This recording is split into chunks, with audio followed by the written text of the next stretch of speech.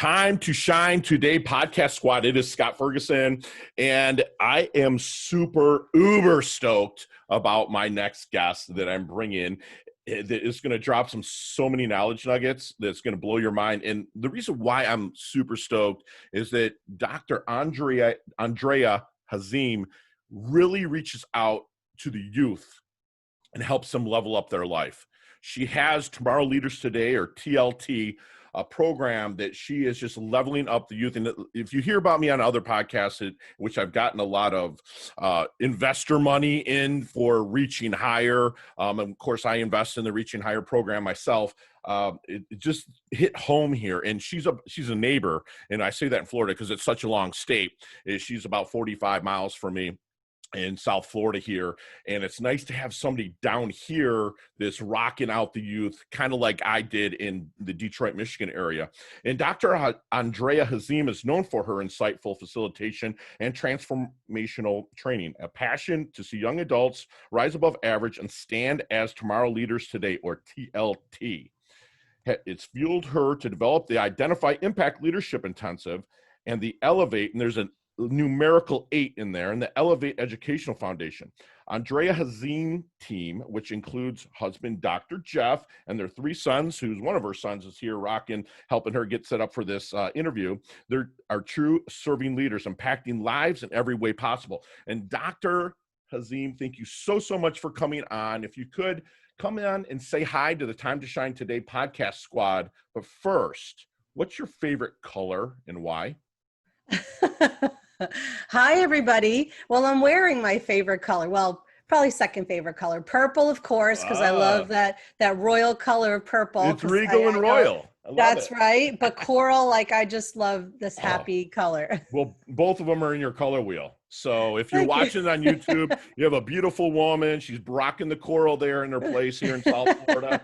In my kitchen. Fantastic. In her kitchen. Hey, that's okay. Yes. We're all kind of doing that these days. I'm literally in my home office den with this green screen thing behind me. So instead of in my studio. So that's just fine. So Doc, let's get into the origins of where you kind of started when you're younger. What was the aha moment to really want to start and originate the Identify Impact? Wow. I mean, I could go all the way back to being from a broken home. My parents were divorced. Dad married 3 more times. My mom, always had issues with her, and always wishing that I had a mentor and I had somebody who could be a role model, or like you and I say, Scott, a life coach, to give me tools and tips and life skills. I didn't have that. I mean, I had a great family. They loved me. Don't get me wrong. My father was an immigrant from Italy, and, the big Italian family. And my mom's side was Arab and Italian. And we just always had good food, love, all of that.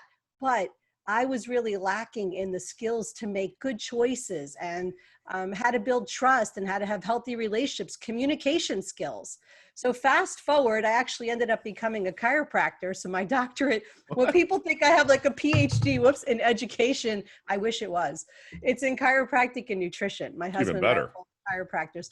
Wow. Yeah, that's like the whole other side of my life. We could do another podcast on our DVD series that we do, a teaching lessons for healthy living. Yes. That's the other side of my life. Okay. We had a huge wellness center for years, and we realized, why is it that we can give people amazing tools, how-tos, if you will, but yet they won't apply them? And what we started to realize, it was so much of how people succeed in life is based on their identity and their purpose. And as you know, you look around this world, people don't have either of those, especially the younger generation. So that's really where it was birthed when I look back. I mean, there's more to the story, but sure. So what scares you about this generation, this younger generation that's coming up?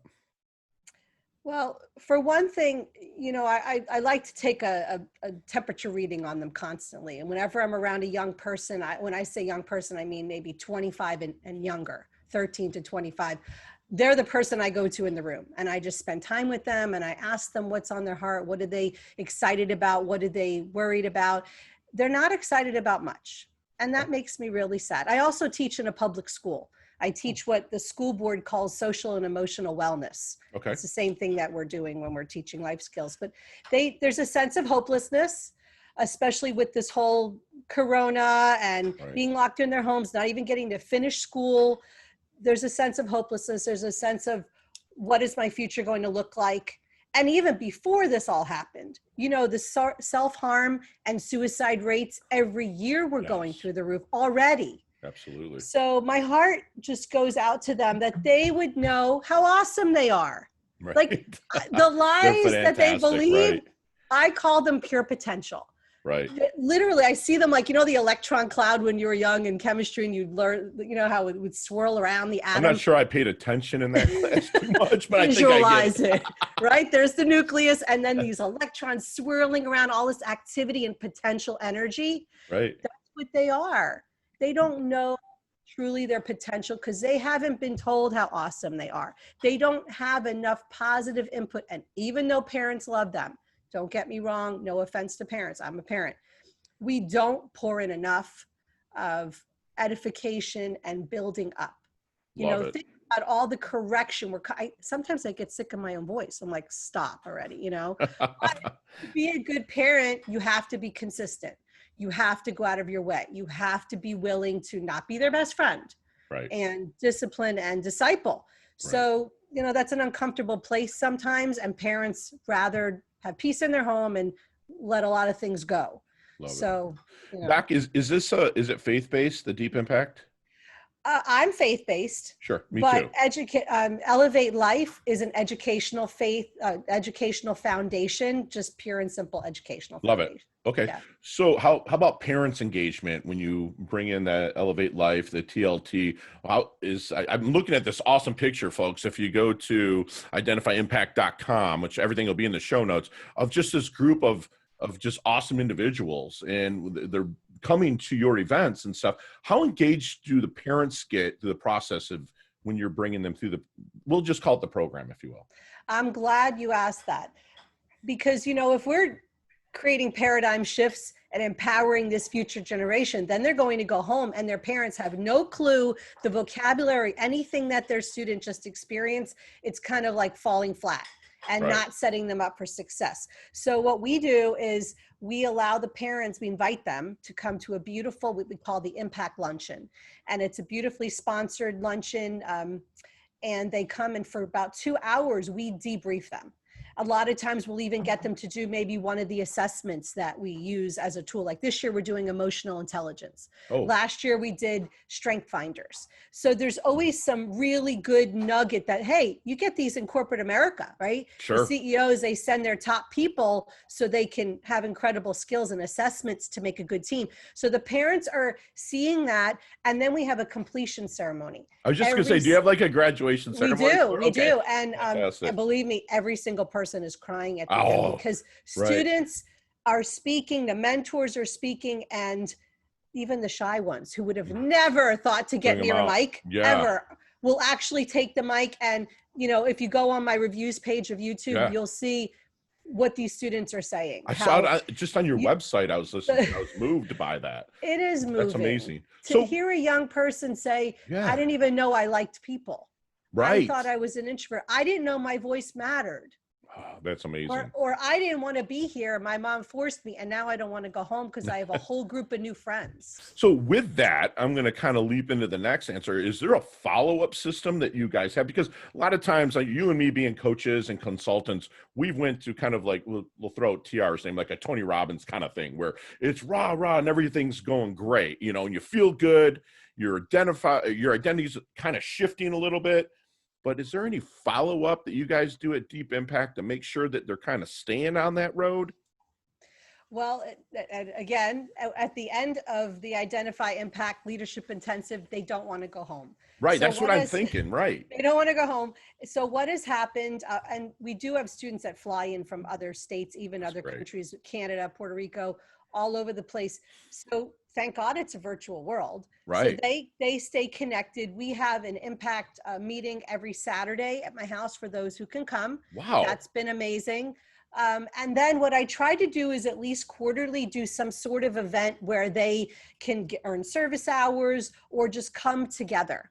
So you have like alumni that come to these events, right? Yes. That's fantastic. Yes. You know that squad that I always say the fortune's in the follow-up, and that's what they're doing. They're developing leaders. They're giving them the confidence to find their voice, but then they're following up with them, and that is huge to have that. And Doc, so when your program, I'm just kind of wondering if you might be able to share a little bit of a secret sauce, if you will, of helping these children, for a lack, but because you said 25 years old, they're still children to me. I'm almost 50, so it's they're sorry. Me too. So what is there a little bit of your secret sauce, if you don't mind sharing, that you help them find their blind spots?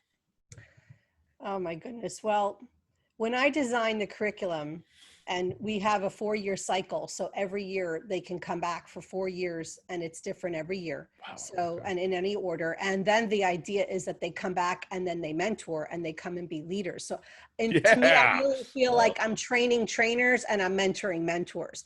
For me, if I can, to me, my special sauce is really getting them to get out of their comfort zone. As you know, that's where the goals are, outside the comfort zone. And to know that they have support and that their voice matters. So we do that in so many different ways, but truly it's a hands-on experiential event that takes them up and down. I don't want to say an emotional roller coaster because that doesn't sound good. Right. But really, we push them to be uncomfortable. Love it. They're looking in the mirror in a way they never have before. We're offering them the tools to apply to change what they see. And to realize, oh, I brought a prop too, because I say, right, this word, it's probably backwards because of the video. No, it's perfect. Yeah, you're right? Good. Yep. I want to write a book called Selfie Nation. Selfie Nation? Selfie Nation, because don't they do this all day long? Yes. Selfie. Yes. Everything's a selfie. And I would say that that's another special sauce, is for them to realize that being an emotional adult is not all about you. Right. You have to have empathy. You have to consider how your words and actions and everything affect others. Look at the world. Look at the world around us. So many people are hurting. They're mad at other people groups. Why? It's because of self. Right. Everybody's so consumed with themselves that nobody goes out of their way to take care of their neighbor, or even at least to consider how what you do is affecting the world. Love this. That's really, really important too. And they all get a beautiful curriculum like this that I've been working on. This is last year's, but beautiful, like pages of curriculum That's beautiful, that they're Doc. working through, and they take that home. So in the follow-up, like you asked about that, sometimes I'll be on a coaching call with one of my students and I'll say, go get last year's book. Right. Remember that page, the DNA of relationships? Oh, you're having problems with your mother right now? Okay, I want you to do this exercise with your mother. I promise you, she's not going to be mad at you. She's going to be highly impressed that a teenager is going to communicate like a communication expert with tools. Wow. And you're going to be able to actually get through the problem. Wow. That's See, that's what I didn't have. I didn't have that. Their emotional intelligence, everything all at the same time with your program. Exactly. So when you're bringing, so again, I'm going to kind of go back to the parents, and the parents are engaged a little bit up front. So is there any good question that you wish the parents would ask you, but never do when you're getting started? I think the biggest issue with the parents is, well, there's a few. One is, these devices, right? They're so amazing and they're so deadly. Right. And parents feel, I don't know if it's laziness or just it's inconvenient, or truly they feel that it's not their place to know the code to their kid's phone or to ever check anything. Right. That is, I wish parents would ask how they can help support their child in the world of tech. Right. With screens and media. And it's so deadly. I mean, I could tell you 50 ways why it's so deadly. Sure. So that's a big one. Another one is that the parents would desire to get personal growth for themselves. And I love when I see a review video from a parent where they say, I wish I had this as a teenager. Sure. Right. Exactly. But it's not too late. It's not too late. Engage in the process with your child. Say, hey, teach me something you learned, because I didn't get that. Right. Be humble, be teachable, and show them you're just a person. Right. Maybe you're a little older, you have a little more life experience, of course, right? I mean, teenagers think they know it all. Of course they do. But we've all been there. Right. But when you show them that actually they do maybe have a tool, right? That the parent doesn't have. So those are some of the things that I love wish that. the parent would say. I love that, Doc. And so I want you to come back with me with Marty McFly in our DeLorean. And I want you to let's go back to the 22-year-old Dr. Andrea, which I believe your last name then started with an S, right? Maybe Scalzo? Okay. Scalzo. It's a good So Italian name. yeah, so let's go back to Andrea Scalzo, the 22-year-old. What kind of knowledge nuggets would you drop on her Oh my goodness. now that with the wisdom you have now to help her level up, maybe shorten the learning curve? Wow. Well, there's so many categories.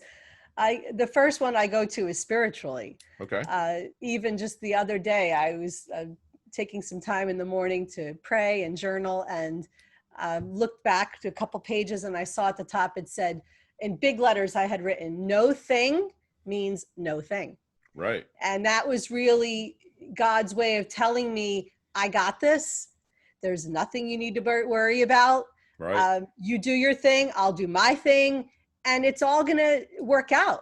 Love that. You know, I think when I was younger, I worked really hard, striving, Sure. trying to figure it out, making my own decisions. That's another thing. Asking for advice. Get your asking gear, people. That's what I'm always saying here. Get your asking gear. For advice. Now, listen, I've never had a problem with asking. My husband wants me to write a book called Askology because he thinks I'm like the queen of asking. That's not the issue, but asking the right things. Right. Like getting wisdom or powerful just questions. Down enough, right? Yeah. Exactly. I think I was such an independent, rebellious, survivor that I didn't stop to ask anybody. I'm like, why should I ask your opinion? Right. And how short-sighted was that? True. And, you know, I wrote a whole chapter in my book about getting your asking gear. And I got that from a fantastic lady, Leah Woodford. She has Smart Femme. So ladies kind of group that she allows me to be part of. But we went through and I wrote a whole chapter on getting your asking gear and the powerful questions that I've had to ask myself. But like you said, do your thing when you're younger, but get your asking gear and ask those powerful questions of powerful people to help shorten that learning curve. That's fantastic. So, Doc, we talk about the dash here a lot here at Time to Shine today. I want to know how you want your dash remembered. That little mark in between your life date and your expiration date. How do you want your dash, your maybe legacy statement or your epitaph to be? That reminds my husband and I met on a chiropractic mission trip in the country of Panama. And at the end of the week, he said, we're going to spend the rest of our life together. And I said, I think that sounds crazy, but I think you're right. And he said he knew I was the one when I said to him somewhere during the week, it was like we were dating. I said, yeah, when I die, I want my tombstone to say, all used up for God.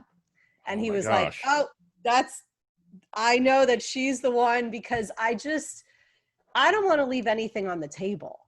I mean, what a waste. Right. Like I say, these young people are pure potential. I know now more than ever the potential I have to impact lives. Right.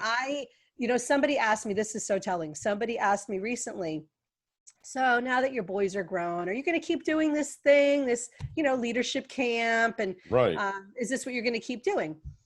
And I had to stop and went, wow, was this just some cool thing that I did while my kids were young for them and their teenage friends because I wanted to mentor them? Or was this a lifelong mission and purpose? Right. And I went and prayed about it. And it was like, I was just crying because I'm like, this is what I will do till the day I die. Love that. This is it. Changing lives, especially young people. Love it, Doc. And that, kind of brings me back to, like you just said, leave nothing on the table, all used up for God. It's like, I look at it and like, if you're not looking to be a person of service and help others, and my squad knows this, that, it's almost like a sin. And if you even go back to the root word of the, Greek root of the word sin is missing the mark. So it doesn't mean you're a bad person. You're just not living up. You're missing the mark of living up to your potential. And I love that you said all used up for God and leave nothing on the table. That is moving. And that's why you touch so many hearts. So, excuse me, Doc, what is one thing you know for sure? I know that I was created for greatness. And this is what I tell the teens. I said, you are an eagle meant to soar to the high places. You are not a chicken or a crow on the barnyard floor, Pecking away, scratching around with your face down in the dirt.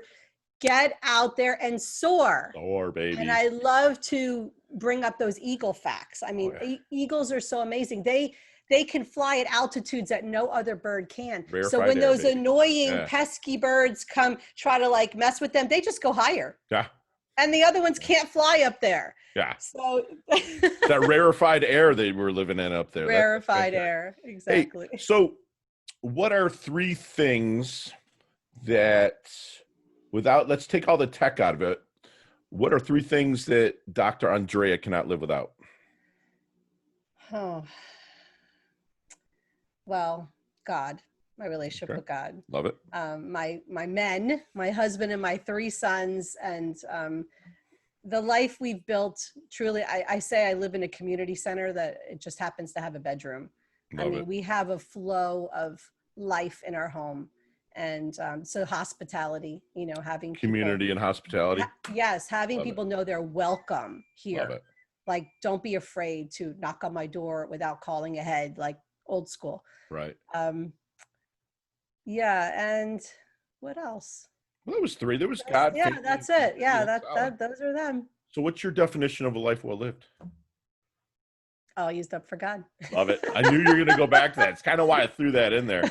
So, Doc, as we kind of wind it down just a little bit here, we'd like to go into our leveling up lightning round. So you and I could talk 15, 20 minutes on each one of these questions, but they can easily be answered in 5 seconds with no explanation. So that's what my producer's requiring me right now. So you got 5 seconds, no explanation, just off the top of your head. You ready? Yep. Awesome. What is the best leveling up advice you've ever received? Oh my gosh. You say off the top of my head that I've ever received. The no thing is no thing. Love it. That's Love off the it. top of my head. Share one of your personal habits that contributes to your success. Journaling. Love it. Love it. So not the book you're reading now, not the good book, not the flavor of the month. What's the one book that's moved you? Hands down. It's called Hind's Feet on High Places. Who's that by? Hannah Harnard. Love it. It's like a 100-year-old book. Okay, Allegory. I'm going to put that right into the show notes, people. So I'll put that in there. Yes. So, Doc, what's your most commonly used emoji when you're texting?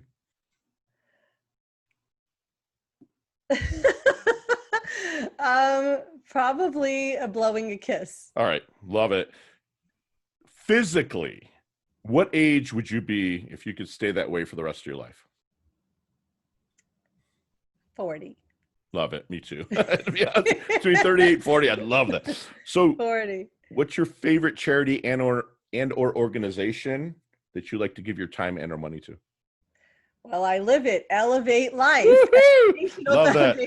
Last question. This one's a little bit of a toughie. What is the best decade of music? 60s, 70s, 80s, or 90s? Oh my gosh. Disco. Disco got the My 70s dad was a action? ballroom dancer. It was like Tony Twinkle Toes, my dance partner. Love that. And salsa. So disco and salsa from the 70s. Love that. Love that. Doc, how can we find you guys?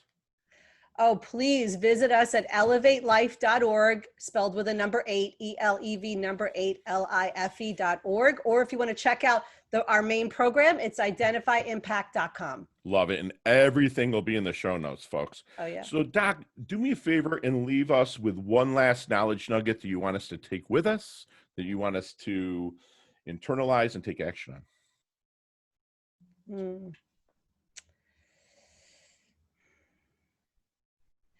Just that you were born for greatness. Love it. And don't waste your pure potential. Beautiful. Beautiful. And squad, you've had seriously a solid masterclass with my good friend, Dr. Andrea.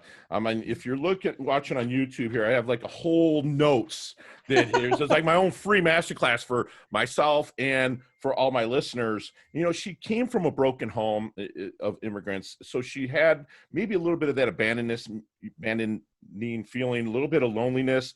But she used that as a power to help her level people up, especially the youth, and how to apply their how-tos, edify and build up. You know, get out of your comfort zone with support voice that matters. So if you don't have one, reach out to us here at Time to Shine Today. We'll put you with that support voice. You know, she's going to write a book, and I can't wait to get my signed copy, Selfie Nation, which is fantastic. I cannot wait for that. And, you know, be empathetic. Hear how your words may hurt or help people. Always be mindful of that.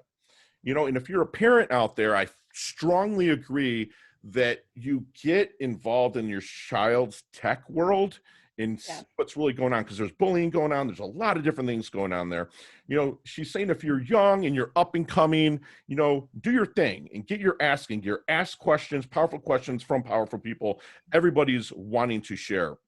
She wants to be all used up for God, leaving nothing on the table. She's created for greatness. And the biggest takeaway I got is nothing is no thing. So any problems you're going through, believe me, give it to God. I'm a man of faith. My listeners know that. You don't like it, turn it off. That's fine. I'm a man of faith. And I just believe I give everything to God and let him I take action, people, but I give it to God and understand that I did what I could do. And, you know, Dr. Andrea is humble yet healthy. She's vibrant. She's fantastic. She's a great mother. From her background, people, the cooking in that house must be absolutely from Arabic and Italians. Got to be amazing. Yes. You're so humble, healthy, wealthy. You're leveling up your health. You're leveling up your wealth. Thank you so much for coming on the Time to Shine Today show. We can't wait to have you back. It was a pleasure. Oh my goodness. It was wonderful to be here talking to you. Thank you. Awesome. Thanks, Doc. Chat soon. Awesome. All right, and go ahead. Hey, this is Dr. Andrea Hazim with Elev8 Life Educational Foundation. And if you really want to learn how to level up your life, you should be listening to the Time to Shine Today podcast with my friend, Scott Ferguson. Beautiful.